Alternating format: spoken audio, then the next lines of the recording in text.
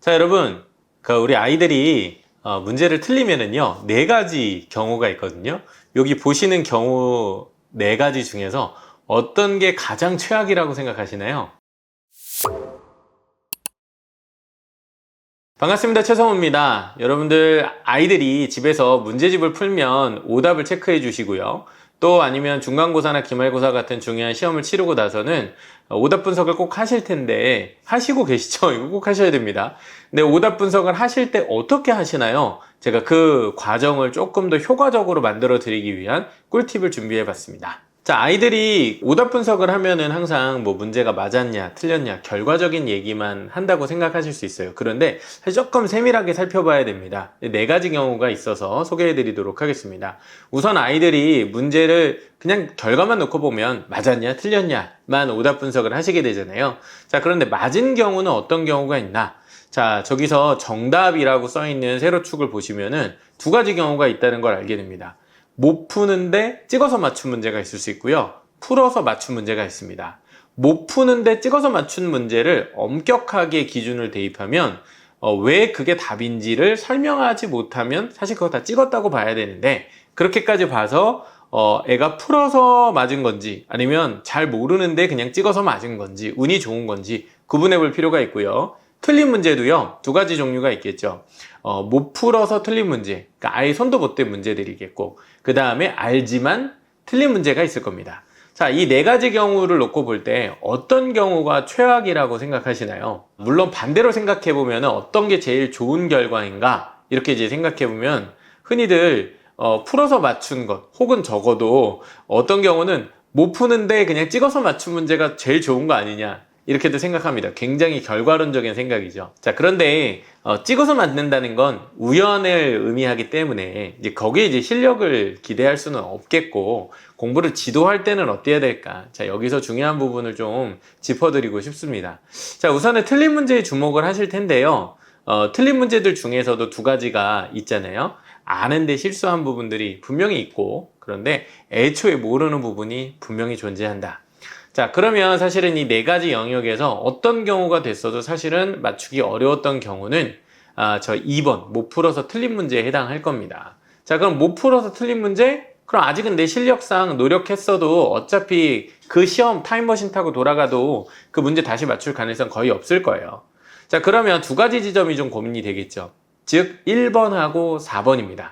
4번은 알지만 틀린 문제. 야, 그러니까 실수하지 말라고 했잖아. 아니, 그거를 몰라서 실수하는 건 아니잖아요. 그죠? 근데 그럼에도 불구하고 굉장히 속이 타죠. 그래서 많은 분들이 4번을 되게 중요한 부분이다라고 짚으십니다. 자, 그런데 저는 오히려 1번이 되게 중요하다는 얘기를 드리고 싶어요. 못 풀지만 찍어서 맞춘 문제. 그래서 이 네 가지 유형 중에서 실력을 향상시키고 다음에 성적을 올리기 위해서 정말 꼭 애를 써야 되는 부분이 바로 1번입니다.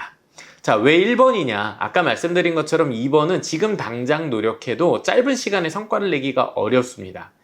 흔히 우리가 4번, 2번 같은 못 풀어서 틀린 문제들은 별표를 치죠. 그래서 그냥 내 실력이 여기까지겠구나 확인도 할 수 있고 너무 어려운 건 안 푸니까 아니면은 나중에 자기가 이제 실력이 좀 더 향상이 되면 도전해볼 문제, 고난이도 문제로 보니 대부분 오답 정리에서 저 2번이 문제가 된다는 것 정도는 알고 있습니다. 그런데 의외로 많은 경우들이 4번에서 얘기하는 실수 부분에는 주목을 많이 하지만 사실 정작 찍어서 맞춘 문제에 대한 감각 1번이 사실은 굉장히 놓쳐지고 있다. 자, 1번이 왜 위험하냐? 1번은 싱크홀 같은 거예요. 겉으로 볼 때는 길이 멀쩡해 보입니다. 그런데 길 가다 갑자기 구멍이 펑 나면 어떻게 해요? 차가 갑자기 밑바닥으로 가라앉게 되죠. 공부를 하는데 아이들이 공부를 잘하는 녀석들과 그렇지 않은 녀석들의 차이는 결국 1번을 자각하느냐 그렇지 못하느냐에 있습니다.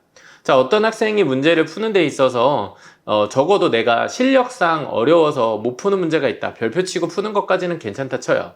그런데 이 친구가 정확히 알지 못하는데도 불구하고 운으로 혹은 대충 요령으로 찍어서 문제를 맞추고 있다면 정작 그 내용을 모르고 있지만 문제를 결과적으로는 맞았기 때문에 이 학생은 오답을 하지 않게 됩니다.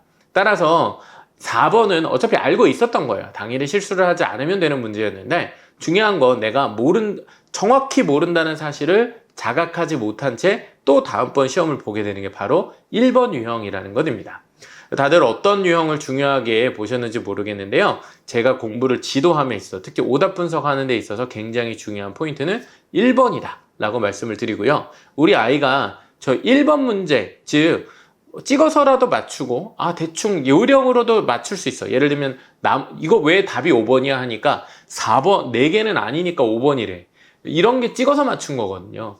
그런 찍어서 맞춘 문제들을 스스로 이거 근데 내가 제대로 모르는 건데 하고 다시 한번 들여다보고 공부할 수 있게 만들거나 실제 시험 현장에서 저런 문제들을 다시 한번 되짚어서 검산을 한다든지 그런 감각을 키울 수 있으면 정답률이 굉장히 올라갑니다. 그래서 저 4가지 유형 중에 1번 유형에 해당하는 못 풀지만 찍어서 맞춘 문제, 저걸 어떻게 찾아내느냐, 이 부분에 초점을 두고 오답 분석하시면 도움이 될 것 같습니다. 학생들도 같이 공부를 하다 보면은 항상 답이 맞는 거에만 굉장히 집중을 해요. 근데 답이 맞는 거는 내가 어차피 알고 있다는 걸 알 뿐이잖아요. 확인할 뿐이잖아요.